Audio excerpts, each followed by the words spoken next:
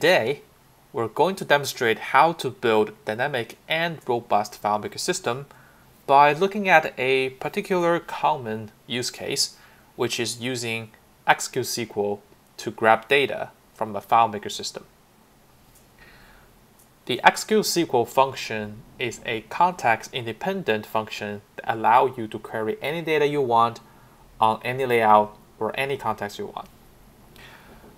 But ExecuteSQL, by its nature, will utilize indirection, meaning it's going to reference a field or a table's name instead of their internal ID.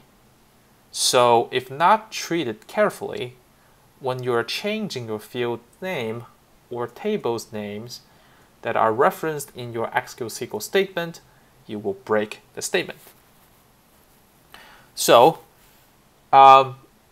here I have a demo file that I created a contact table in it, and if I go to the contact table, you'll see I have two fields in it, first name and last name.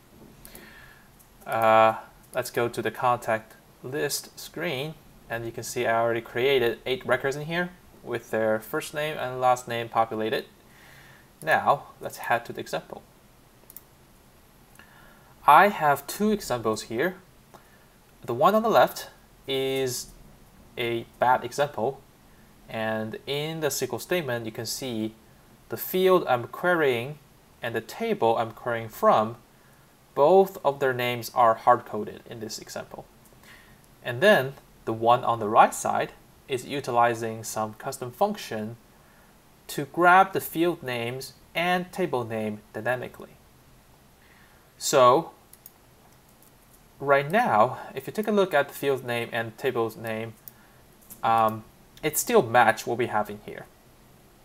So if I execute this function, it will give me the last name and first name of all the contacts in the contact table.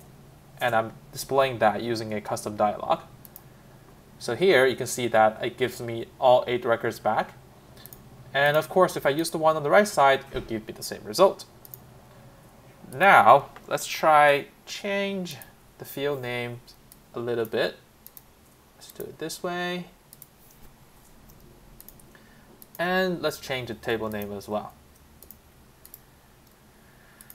So if I run this again, because I have changed the field name and table name that are referenced in here, FileMaker should not be able to find those fields or table, so this should fail. And as you can see, it just returns me with a question mark, telling me it doesn't know where to find those things. But the one on the right, it still gives me what I want. So if you're interested in how the scripts attached to these buttons are built, you can open up the script workspace, and these 2 scripts are what's attached to those 2 buttons.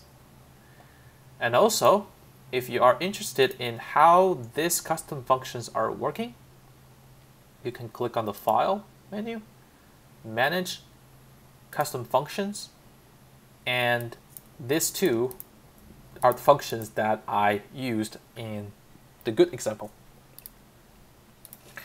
And I also included some other custom functions in there to help you with grabbing the internal ID of objects in FileMaker. As you can see on top, on every layout that we have in this demo file, I'm displaying the internal layout ID on top of the screen. And if you want to know more information about how you can utilize that to make your system more robust, you can visit the website to view the article that's talking about building a dynamic and robust FileMaker system. And this is the end of the video. I hope you enjoyed it. Thanks for watching.